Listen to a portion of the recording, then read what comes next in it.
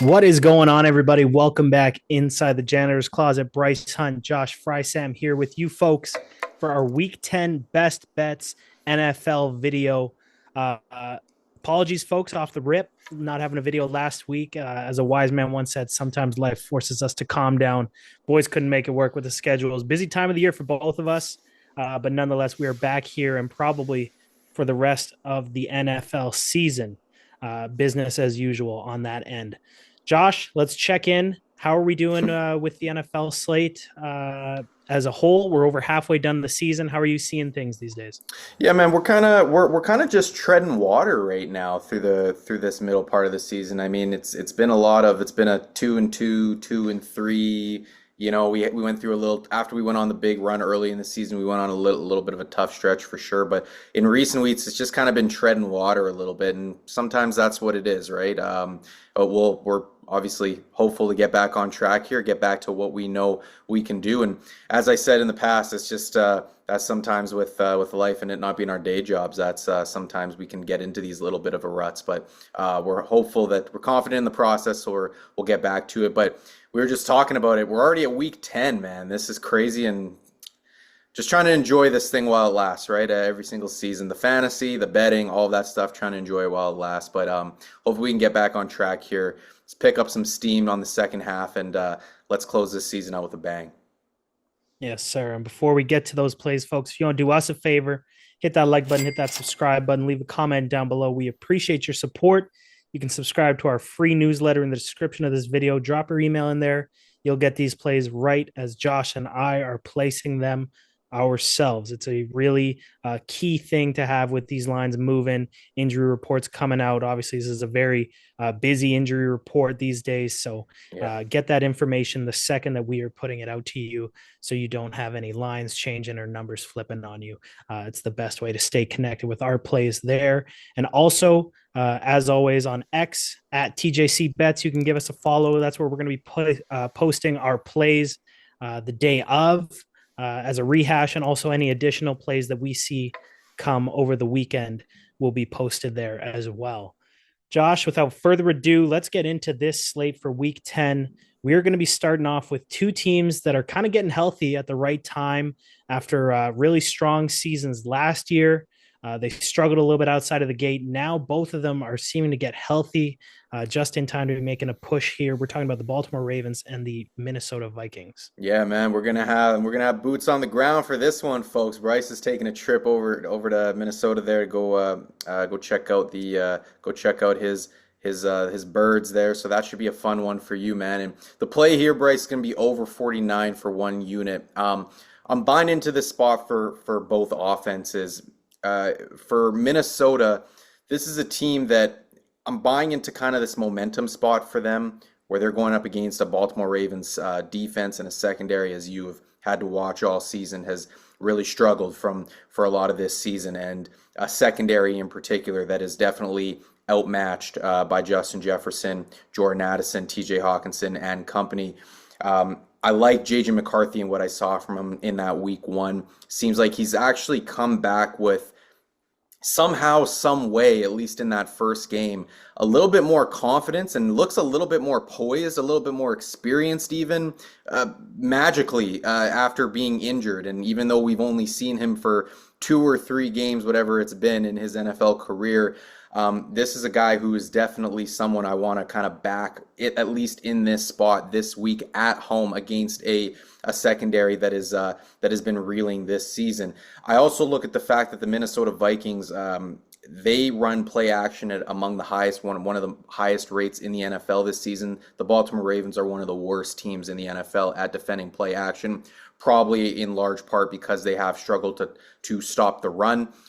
With obviously Madubuike being gone for the season, and then the play action off of that works quite well against this secondary. They got to figure something out, Baltimore Ravens defense. But on the flip side, this is a Ravens offense. I'm also buying into this spot. The Baltimore Ravens, effectively, let's be real, they're in a desperation spot for like going forward, right? They're fighting for their playoff lives going forward. It's as simple as that. we see in these spots, this is where the best quarterbacks in the NFL, they put on the cape, right? Lamar Jackson, Josh Allen, Patrick Mahomes, et cetera, et cetera.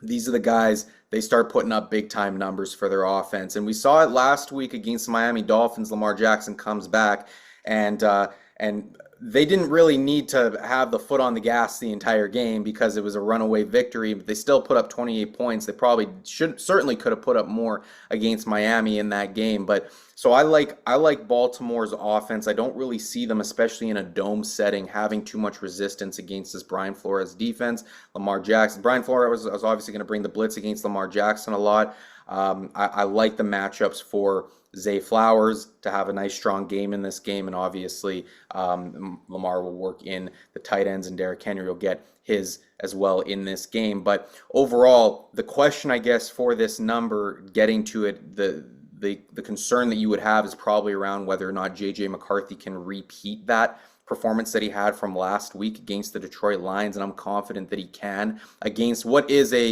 in my mind, a lesser defense or a lesser secondary in particular in the Baltimore Ravens. And so I think there's going to be a lot of opportunity, not only for Justin Jefferson, but Jordan Addison. J.J. McCarthy should see an uptick in his play, as this should be a step down in class for the second against the secondary. And then on the other side, Lamar Jackson in this offense just knows it's go time. They have to do what they have to do in order to stay alive this season. And so I'm banking on that. I'm buying into that. So Baltimore and Minnesota, pardon me, over 49 for 1 unit. Yes, sir. You mentioned I'll be there, man. It'll be fun to watch Zay and Lamar running on that turf. It should be a going. We're going to be hitting the over. And folks, if you're in the area in Minnesota, shoot me a text, man. Shoot me a DM. Let's grab a cold one and watch this over hit here at US Bank Stadium. Josh, let's head south for our second and final play of the show today. We're having a lot of fun with the Carolina Panthers this year. It's been actually quite the turnaround from last year and the last couple of years. Having fun watching this team. They're going to be taking on a team in their division that's not that fun to watch. We obviously have our future on them being the worst team in the NFL, and they're kind of living up to that to this point. Yeah. Hopefully the Jets don't steal that away. But the Saints and the Panthers are meeting up on Sunday. Josh, where are we going here? Yeah, they sure are. This is actually a game in which I actually like two plays in this game. I actually kind of like the over in this game. But we're staying away from that one. What we're going is with a side here. We're going to go New Orleans plus 5.5 in this spot. They are on the road.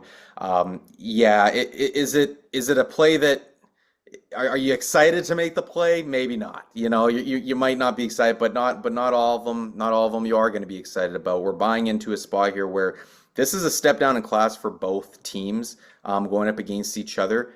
But Bryce, I think that, Carolina, I understand the record is what the record is, and that defense certainly limited the Packers offense just a week ago. But man, Bryce Young he's not playing at a super high level right now to get these wins. It hasn't been that grand. And I also look at this New Orleans Saints team, quite frankly, one of the main reasons that I'm okay buying into this team is despite their record, they are playing hard, man. Each and every single week they're playing hard. And it's unfortunate, right, for our purposes this week. They dealt Rashid Shaheed at the deadline, so there is that. They obviously also dealt Trevor Penning at the deadline as well. But this is still a team that's playing hard. A lot of these guys are competing hard, and this is a divisional game that I expect them to get up for. Tyler Shuck is obviously going to be in this game, and he's trying to prove himself as an NFL caliber talent. Just on the other side, you're talking about a Carolina Panthers team. Just for my money, and a lot of people are going to. It was more of an indictment of the Packers last week than it was for me a tip of the cap to the Panthers, in my opinion. The way that game played out, I just don't have a level of confidence right now in Bryce Young to go and cover a number like this, especially despite it being at home. But a divisional game, the way he's playing, I just don't trust it enough for him to go cover this number. We don't need New Orleans to win this game. In fact, we hope they don't win this game, but I absolutely think that they can keep this game close and cover it. They're playing too darn hard not to.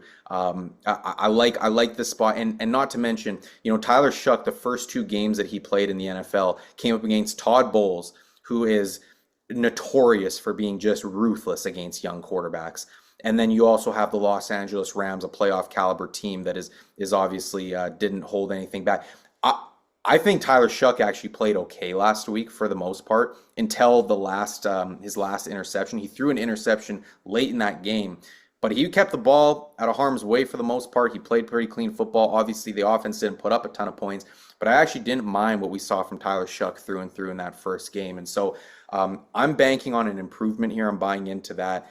I think that this is going to be a tighter divisional game. I think there could be some points put up in this game. Maybe we'll still play the over. We'll see. Might send that out later in the week. But for now, we're going to go New Orleans plus 5.5 for 1 unit. Okay. And Josh also mentioned we might have some more plays coming Sunday. So keep an eye on Twitter or X at TJC Bets. But that'll do it for our plays today. New Orleans to cover 5.5 in a divisional matchup with a short total there. And then also we're looking at the Minnesota Vikings and the Baltimore Ravens to hit that 50-point mark, over 49 points in that one. Both 1 unit plays. Josh, let's get this week 10 rolling here, and let's see what we can do. Get the sunglasses back on here for week 11. Wouldn't hurt, eh? Wouldn't hurt. Yeah, let's do it, man. Hopefully, we got also some play for, like you mentioned, Sunday Night Football. I think we were locked in for a play there. Just didn't want to include it in this. So, yeah, be sure to subscribe to the newsletter. We'll get you that play. All right, folks. He mentioned it there. Subscribe to the newsletter. Hit that like button. Hit that subscribe button. Leave a comment down below. We appreciate you tuning in. We'll see you next week. Take care. Yes, sir.